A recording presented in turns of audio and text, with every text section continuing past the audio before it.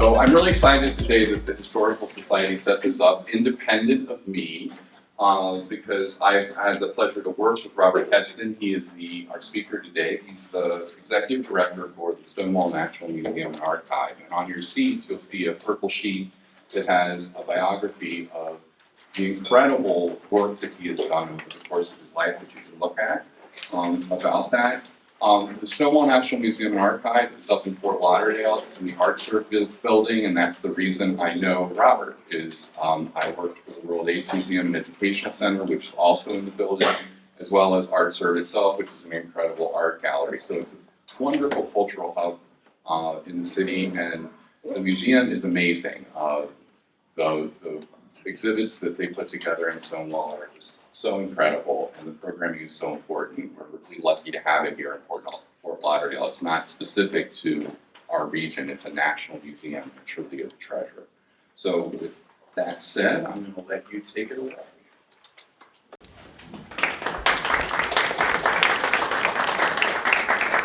Thank you. I'm also not Karen Albertson, who I understand is in Texas having a wonderful time.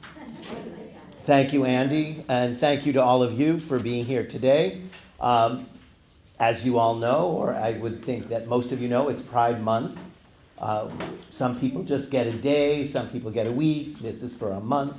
So it's hard to avoid it completely, especially in Florida, because LGBT issues have been on the front page of newspapers for well over a year now.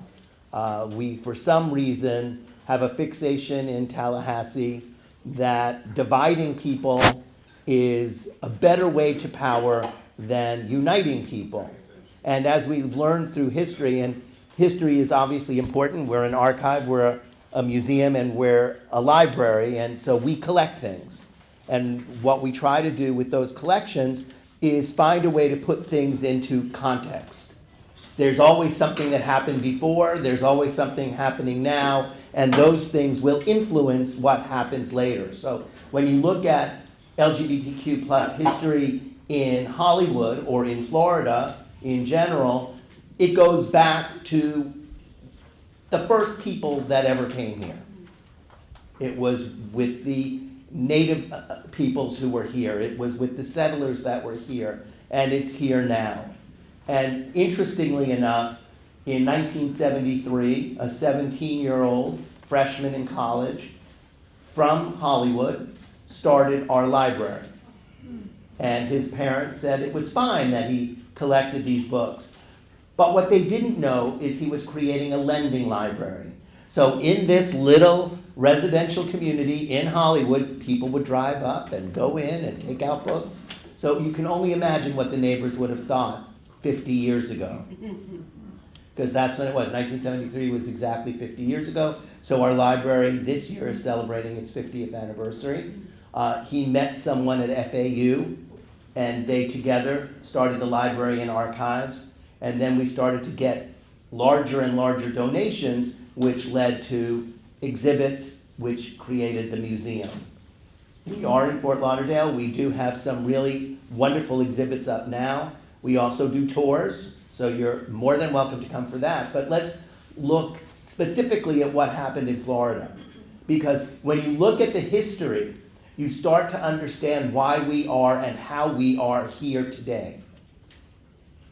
Some of us learn from history, and some of us do not.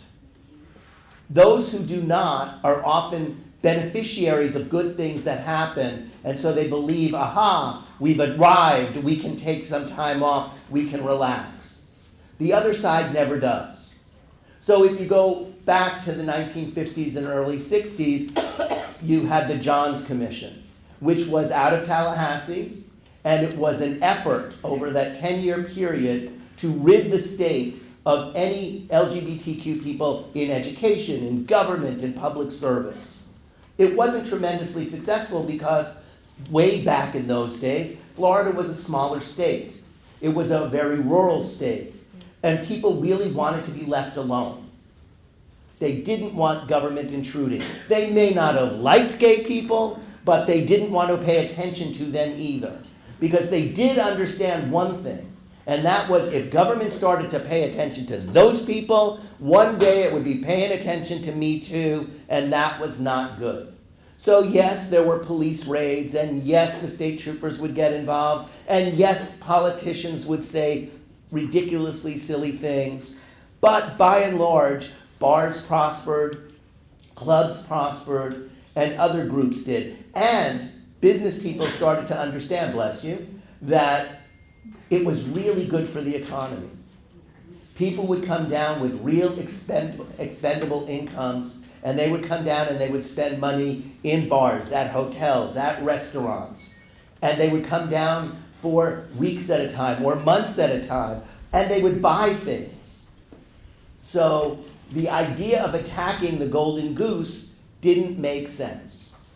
And then later other things would happen and other things would happen. And then people said, no, we want to be family friendly, so we want to push these people out again. But once again, it did not work. So then we come to the 1970s, and we come to Anita Bryant. Lady Orange Juice. And she represented one heck of a big business in Florida. And that was problematic, because in the beginning she had tremendous amount of traction. Save the children. We've heard that line again. Yeah. And so she pushed. And as laws started to liberalize and give people more access to the liberties of Americans, she pushed back hard. And once again, the religious right and others started to support her. And then what happened was, across the United States, bars, restaurants, hotels decided they would no longer purchase Florida orange juice. And orange juice was a really big business in Florida then. And all of a sudden, she was fired. And all of a sudden, people didn't want her coming to their events. And all of a sudden, the politicians that supported her so overwhelmingly walked away.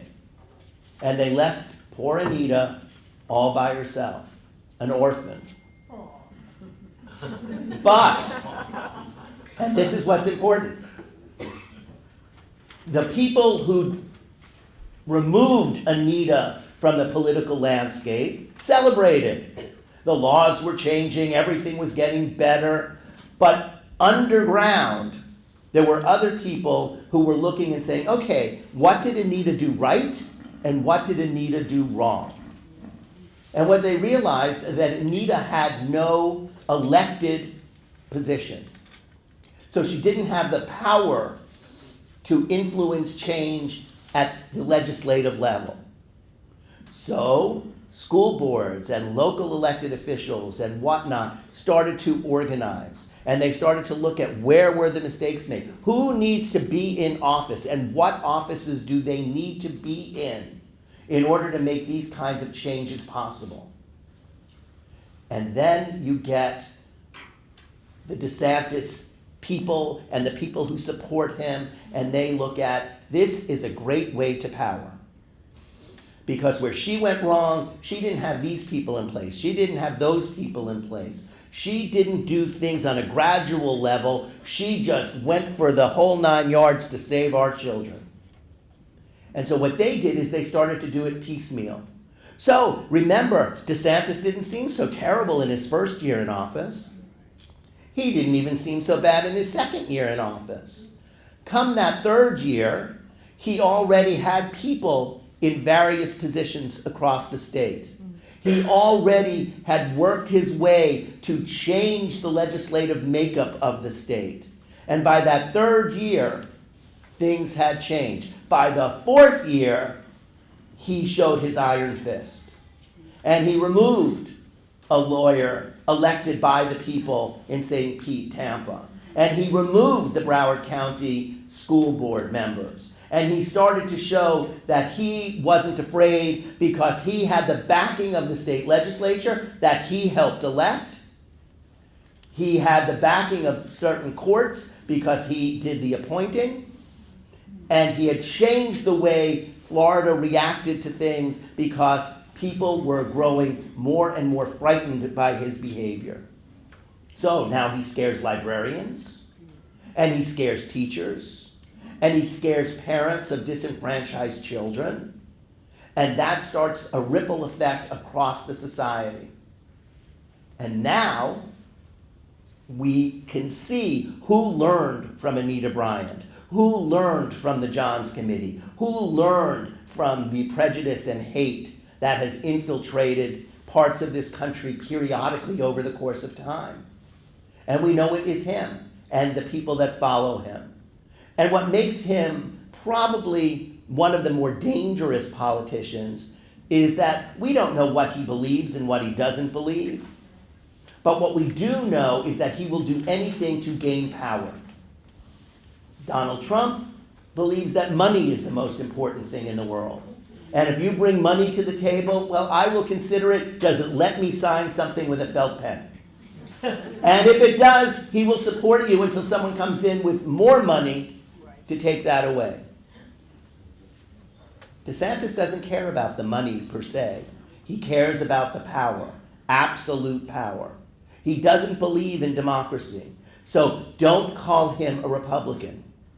Republicans, Bob Dole, and all these other guys, they believed in the Constitution and they believed in the rule of law. We didn't have to agree with their policy choices, but we understood that they still believed in the fabric of America. And they knew they could win and lose and that they could negotiate in the legislature. This new set of people who call themselves Republicans do so to give themselves credibility in a two-party system. But they don't believe the same things. They don't believe that they should lose. They don't believe. And that's why some of them say things like, why do these people believe they have a right to vote? It's not in the Constitution that they have a right to vote. Why do these people believe that this community should have an elected person who represents them? They don't believe any of the things that most Americans learn from the day you enter school to the day you die. They even tried to co-opt the American flag so that when it goes down the street on the flatbed trucks or the pickup trucks, it scares many other people.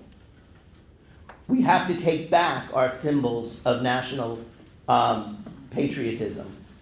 Because if everybody had an American flag outside their door, you'd no longer be afraid of those who do. And we can all live under one flag. We can all live under multiple flags. So when they tried to say that only the Florida flag and the American flag could fly on buildings in Florida, the courts quickly told them, well, maybe not. But what happens if he gets to a position where he has more control over judges? Now we have the example of some Trump-appointed judges that are saying, well, maybe this isn't the law, the way the law should be upheld, and that is comforting, but it's not assuring that it will last. So one of the things I think that's most important, and you see that throughout the history of rights, and one of the most interesting things is civil rights, labor rights, women's rights. All of those things are the underpinnings that were there for the LGBTQ community to stand on. And one great example was Bayard Rustin, a black man who was instrumental in Martin Luther King Jr.'s rise.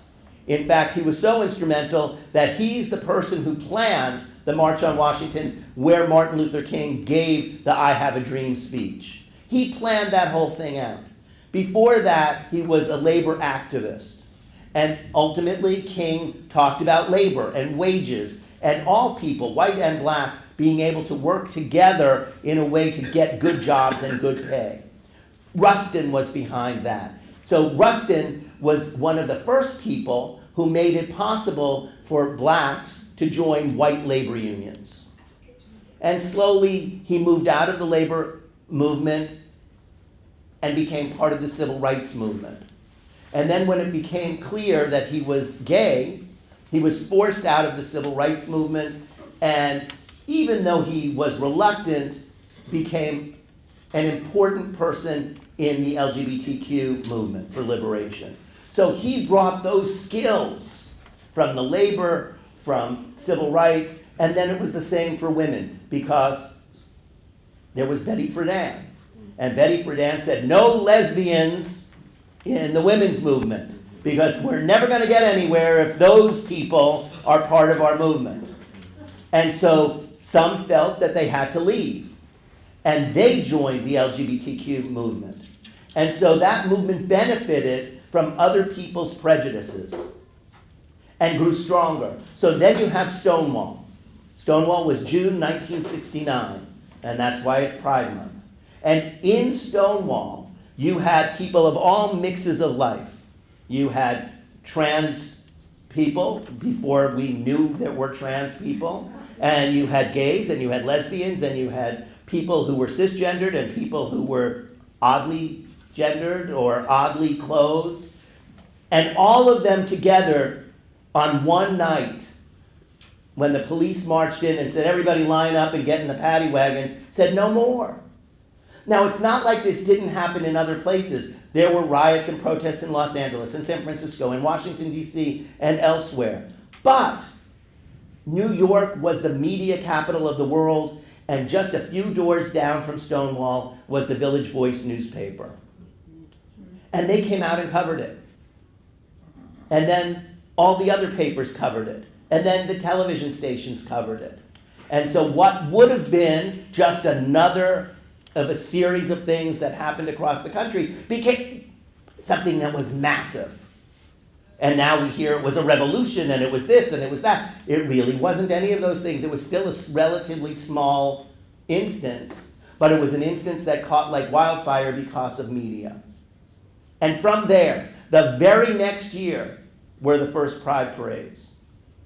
And from there, all of these national organizations, state organizations, local organizations started. So one of the first was Lambda Legal Defense. That will be celebrating its 50th year this year. Then you had HRC, Human Rights Campaign, which has a big building in Washington, which does lobbying all over the country, but specifically in Washington, and has subsets of organizations in states. That was something that didn't exist in 1969. So when we are frightened about what the government is going to do, we have to remember that the people in this community and in its friendly communities are not the same people. We have national organizations with hired lobbyists, with professional politicians. Remember, in 1969, not one party asked for the gay vote. And in fact, if they knew you were, they would return your money because they were afraid of being tainted by your support. Now, presidential candidates are begging, please endorse me, endorse me. Senate candidates, House candidates, depending on where you live, want those endorsements and certainly want that money. So the world has changed dramatically. There is no reason for anybody to be afraid. There is reason for people to be careful, and there is reason for people to become activists, but we are a courageous group of people that have showed an ability to overcome injustice, just like the blacks, just like women, just like Jews, just like Muslims, all have to overcome the obstacles that are set before us. So we went from Stonewall and the beginning of these organizations to AIDS. And once again, the government said, ha, ha, ha, ha, we're not doing anything. And there were lots of t-shirts with Ronald Reagan's picture showing that he was doing nothing. But what happened was ACT UP. ACT UP started in New York and spread across the country, and people started to learn how to protest, how to learn to protest aggressively and importantly. They stopped traffic. They stopped and closed down bridges. They did what they needed to do to call attention to a crisis. And from that, the government changed, and the government became responsive. And not only did the political organizations grow stronger, but now there were healthcare organizations that started to grow. and become stronger, and started to take care of the thousands and thousands and ultimately millions of people who were sick and dying. And not only in the LGBTQ community anymore, but also in minority communities that were also being impacted and often ignored. So that was the second major hurdle. And then people became complacent again. Look what we've done. And then some people said, well, you know, in the tax code, married people do better. We should have marriage. And a lot of people said, maybe not. You know, that's sort of, what about free love and all these other things? But an awful lot of people were conventional that lived within the LGBTQ community and wanted the same things that their parents had and that their grandparents had and that their friends had. And so there was a big fight to gain marriage. And sure enough, marriage happened. Organization, creating new organizations, new ways of working within the legislative process, working state to state, working on the national level, working at understanding what the Constitution meant, what the amendments to the Constitution meant. So that's why we are not the same state, we are not the same country, we are not the same people that we were in 1969. In 1969, 90%, 99% of people were living in closets.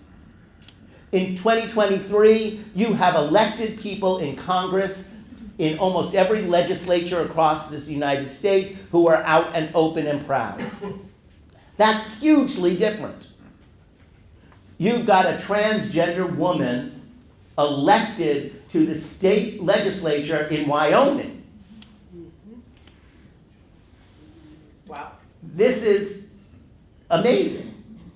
You've got a transgender woman in government in Virginia who may now be running for the state senate. People are out, people are open, people are proud of who they are, and most surprisingly, so are their families. So are their friends. And that is a massive change from the way things were not so very, very long ago. 55 years ago, 60 years ago, people were scared that they would lose their home, that they would lose their job, that they would lose their families. Today, some people still are, but the vast majority are not. And those differences are the most important things when we deal with tyrants, when we deal with hate, and we deal with prejudice. But we have to understand what it is that we're actually fighting. And we have to understand that people, generally speaking, adhere to something that's positive more than something that's negative.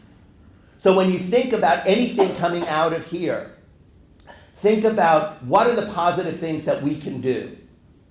What are the positive things that we can ask our neighbors and friends to do? Because it's easy, as we see, to come out negatively, to come out and divide, to come out and attack.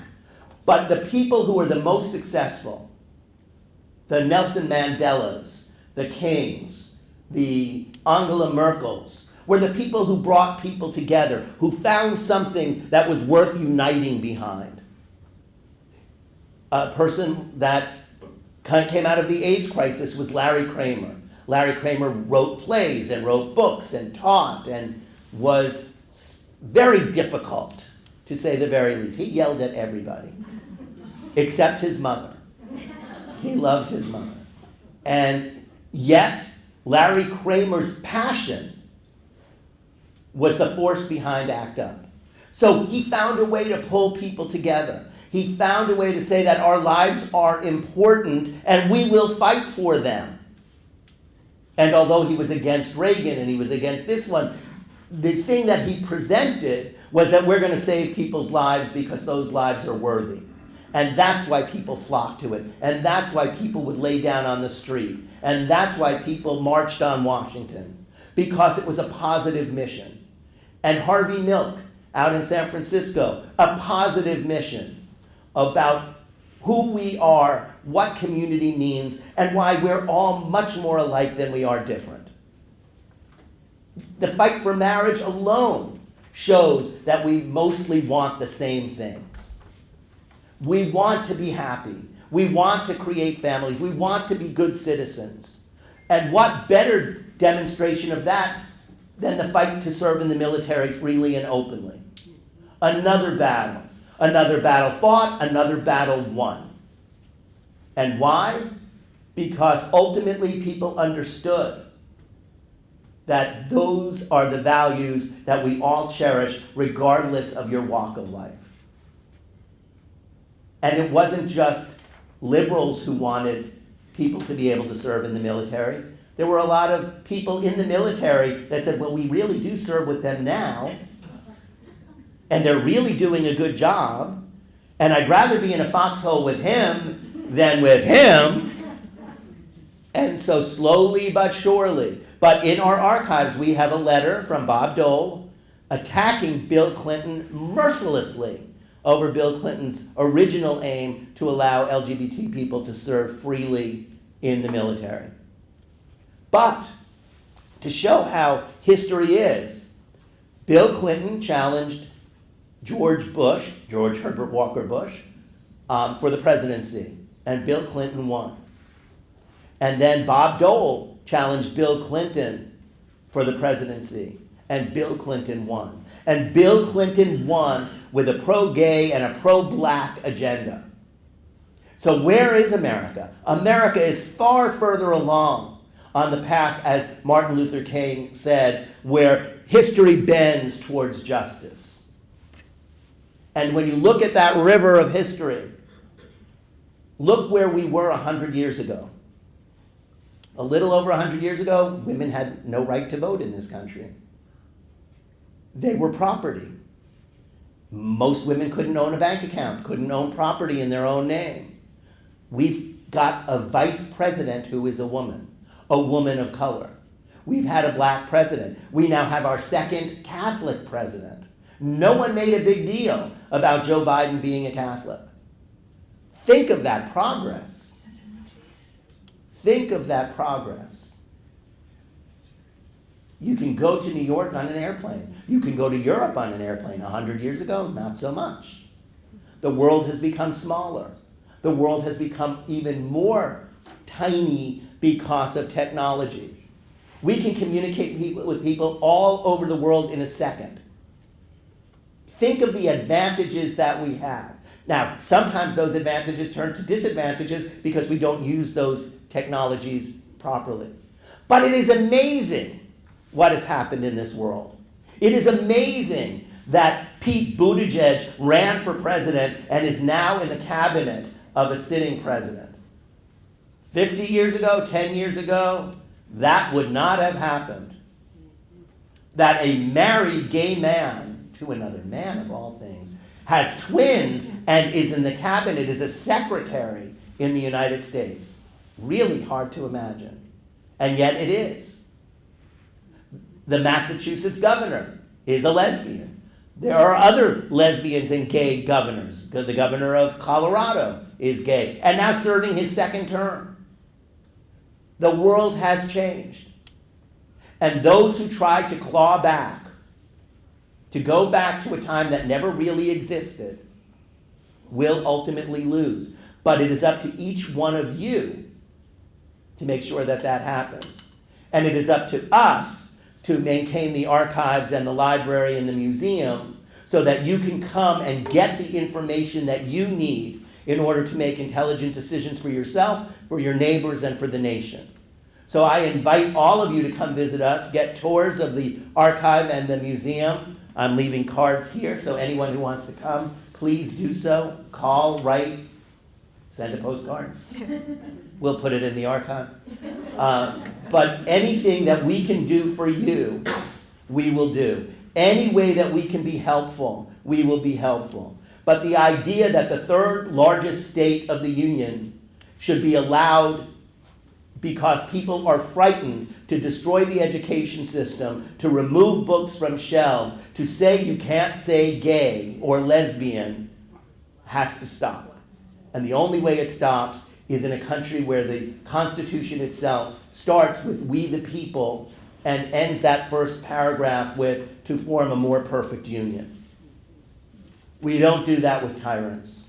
We don't do that with people who don't believe that our system, as flawed as it is still the best system on the planet for governing. And you have to remember that when they sat in that first meeting to write the Constitution, there were many people in that room that said it should say "we the states." And it was George Washington who said, no, the federal government has to be able to deal with the citizens. And so he got "we the people." He didn't believe all the people at that time. He didn't believe half the people at that time. But he left the door open just a crack enough so that everybody could walk through in time. And it was George Washington who wrote to a friend after the Constitution was sent to all 13 colonies. It's not perfect, but it's the best we can do at this time. And it was filled with compromise. And the amendments have not gone yet far enough. But we are moving in the right direction because, yes, indeed, history bends to the arc of justice. So thank you for inviting me. I don't know how much time I was supposed to have, but I'd rather a conversation than just me talking. So how many? 20 more? I'll keep going. But let's see if there are questions and whatnot so that we can go in those directions, because there's certainly plenty to talk about. The Tonys are on tonight. I mean, more gay people on television than at any time, anywhere. My question, and I know it's a silly one, that when this governor says you can't say gay, doesn't the word gay mean you're happy? One definition of the word gay, there are many words. For, which for? To, which to? Gay all time? Does Absolutely. that mean you're out doing some woman? No. It is all preposterous. The idea that you can't talk about the people who you love, the idea that you can't read about them, the idea that you can decide on one day this is appropriate and then the next day this is not appropriate.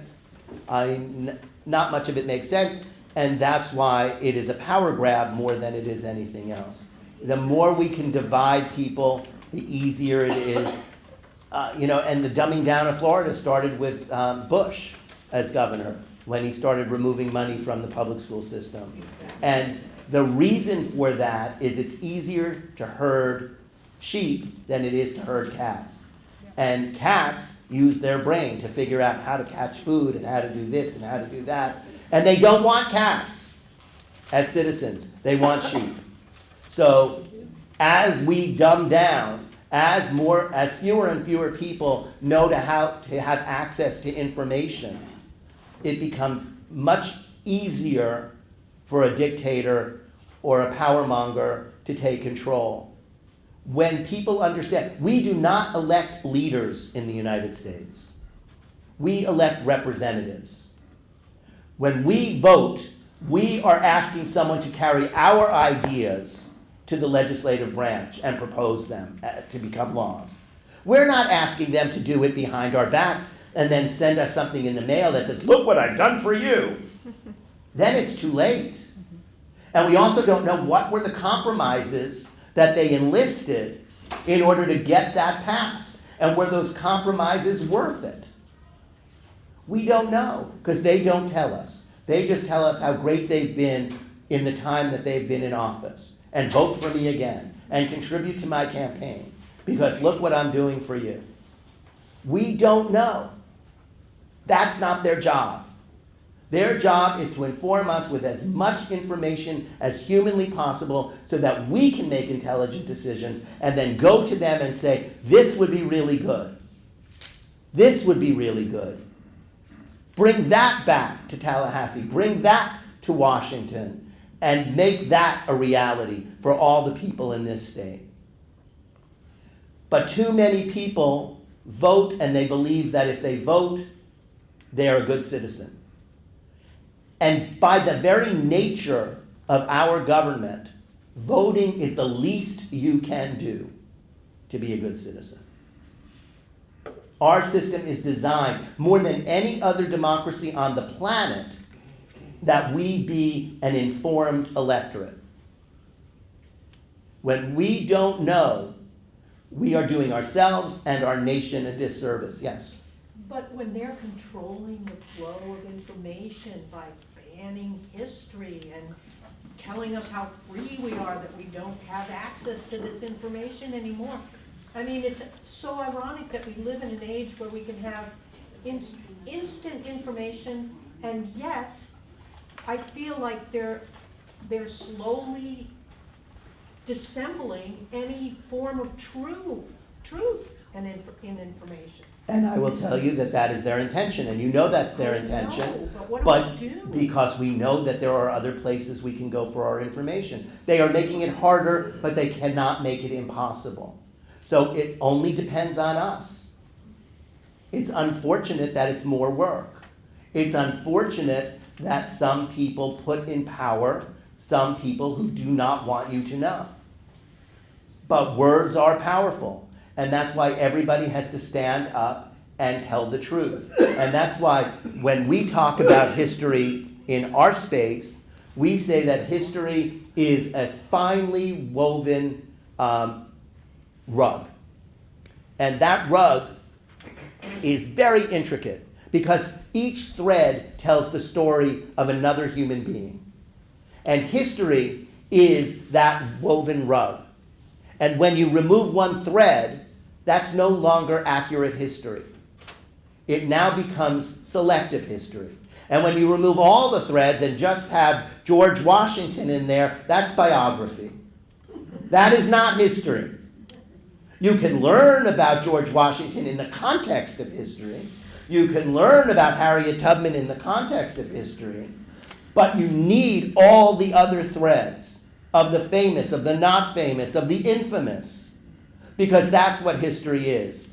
It is what was happening at that time, what influenced it, and what did it influence. That's history. History is a raging river. It's not just a drop of water. But every drop of water that makes that river is equally, vitally important. And so we have to stand up, and we have to speak out, and we have to talk about context. Have you ever gone to a school board meeting? There's no context with that public session. It's people with prepared texts who go in and basically say all the same things. And if you ask them a question, they have no idea what they're talking about. Line item budget 3. Well, we're opposed to that. Well, what is it? I don't know. It's not on my sheet. But they know to say it because that is what captures the attention of media. And media will go where there's something that will get an eyeball. And our job as citizens is to fight back. Write to your newspapers, write to your television stations, make them aware that you're unhappy with what they're providing. Yes, sir? We were all wondering, where is the lending library space that you have? We are at 1300 East Sunrise Boulevard. And that's where the art serve is. And we have our own entrance on the side where it says Stonewall. And to take out books, you have to be a member. But you can certainly look at books there.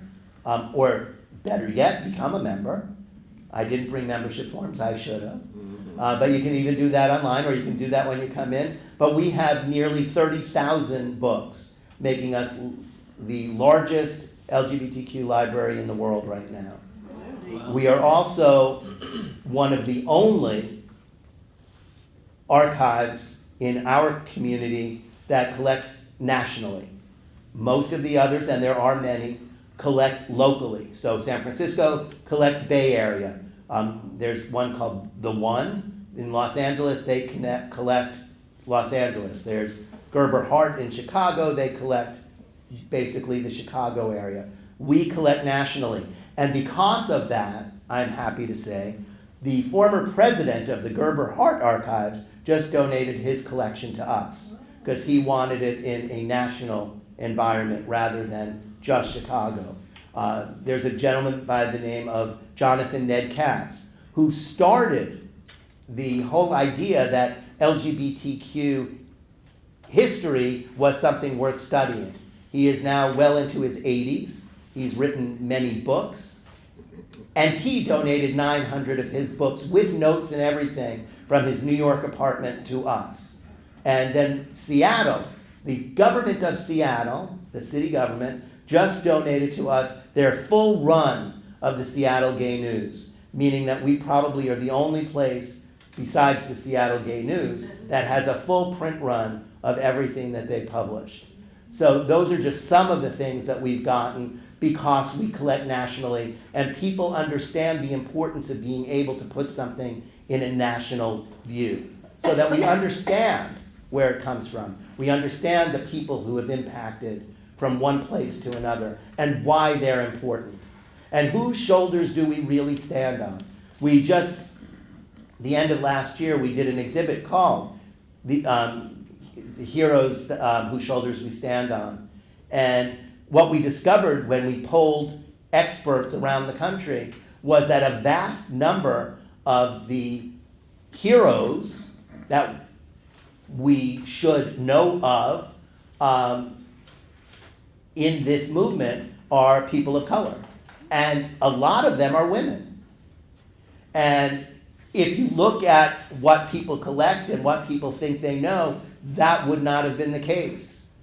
But those are the posters that we now have up in our exhibit at the Broward County Public Library on the 6th floor in the gallery space. You can go up there and you can see those shoulders. And you can see 11 people on big posters that represent just some of those who we honor today. Trans women, going back to Stonewall, who started the first organization of its kind to support homeless and endangered young people from the LGBTQ community who were kicked out of their homes, which in 1969, 1970 was fairly common.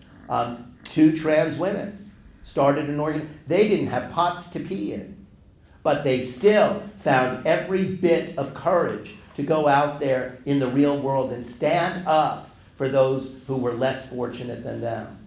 And it runs the gamut of people who you would never suspect. Some of them have streets named after them now. Some of them have buildings named after them. Billie Jean King has an entire stadium complex named after her. Name one straight white woman who has that. Only one, and she's a lesbian and married to a wife. It's just shocking what has happened over the course of time because people have had to overcome. Yes? So this has been one of the most interesting lectures I've been to in a long time. I just want you to know that, and I appreciate. I wanted to know, I'm on several email lists. I'm an old radical, so I got a email from We the People about a rally on July 2nd, Right. which I'm planning to go to with several of my friends, and I wonder if you're familiar with it. We are a co-sponsor of the program, and we will be there. Okay, well, I'll be there too. I'll look for you. Right now, they've said that it's multiple thousands that will be coming, so I don't know if we'll run into each other there. I don't know. But I know in spirit we'll be together. And do you have T-shirts available? We do not yet. We are debating. We don't like to spend money that we know isn't going to have a return. So although it may be good for PR, we have, in our situation, we have to make sure that there is a return on the investment.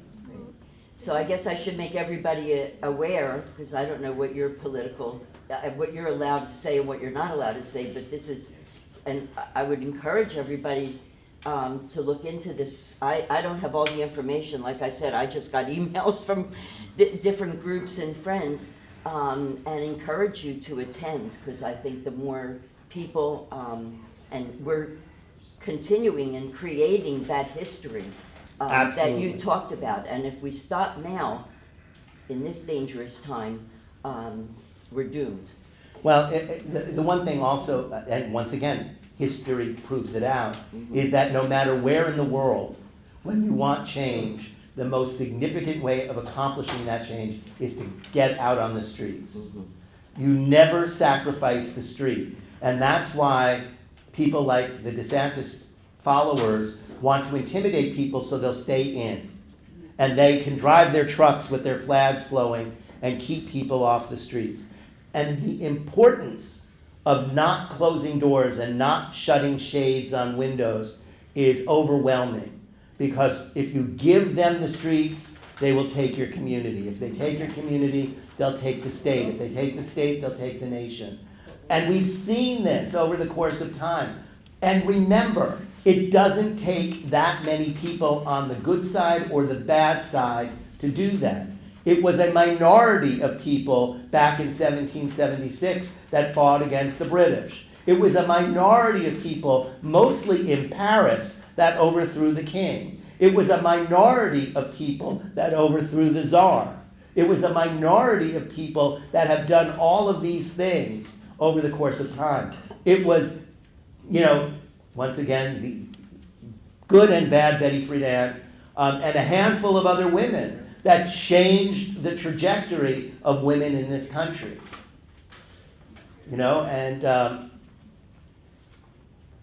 All of that, Bella Abzug's hats, and she was one tough cookie. She yelled at me many, many times. I used to call her Beldar. But all of those people made a huge difference. And even if we don't know them by name, and we should, because they changed the course of history, but they did it because of all the other people who listened to them, all the other people that wanted to move forward. I just to go back to Anita Bryant. I grew up in South Florida, and I was about 10 or 13 when that whole thing started cranking up. And it was really sad for people like me that, was just coming of age, realizing that I'm possibly going to be one of these people that she's talking about and burn in hell for the rest of my life. I mean, that's the message that came to me on the TV screen from a beautiful woman who looked like my mother selling orange juice. It was horrible. And she didn't get banished before she did a lot of damage, but she got that human rights ordinance repealed. And if you don't know, there's a documentary I highly recommend it. It's called The Day It Snowed in Miami. I was here when it snowed, and that night they were passing a human rights ordinance in Dade County way ahead of their time for gay and lesbian people to not be discriminated against, and the religious right said, their exact words were, this will never happen or hell is going to freeze over. And hell froze over, and it snows in Miami, and we got it passed. Was the story of, it's a great documentary, and the last I heard, she's living somewhere in Kentucky, and she now has a lesbian granddaughter. Huh?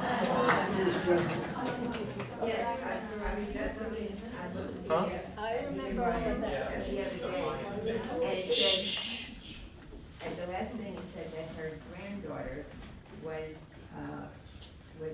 considering if she should invite her grandmother to her wedding to a gay person. So. Right, everything changes over time.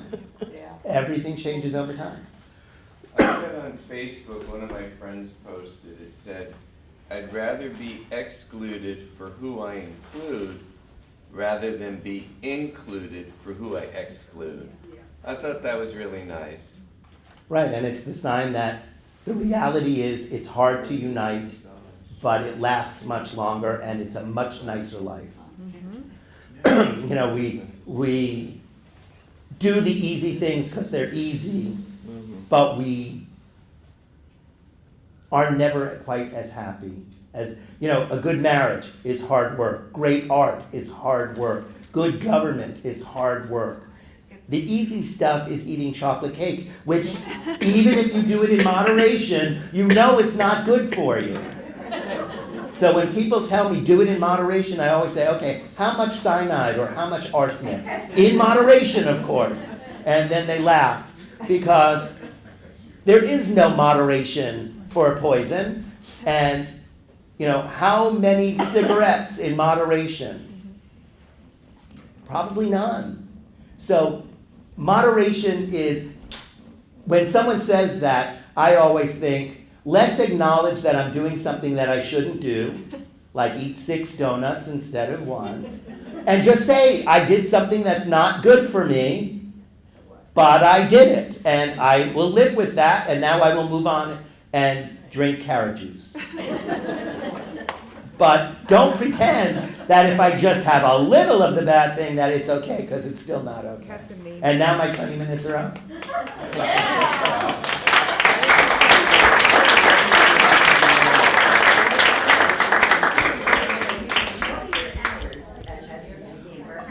Sure. Our hours at the museum are 11 to 5, Monday, Tuesday, Wednesday, Friday. Thursday we're open from 11 to 8, and Saturday and Sunday 11 to 3. We're open 7 days, and many holidays, because we want to be there when people can come. Thank you.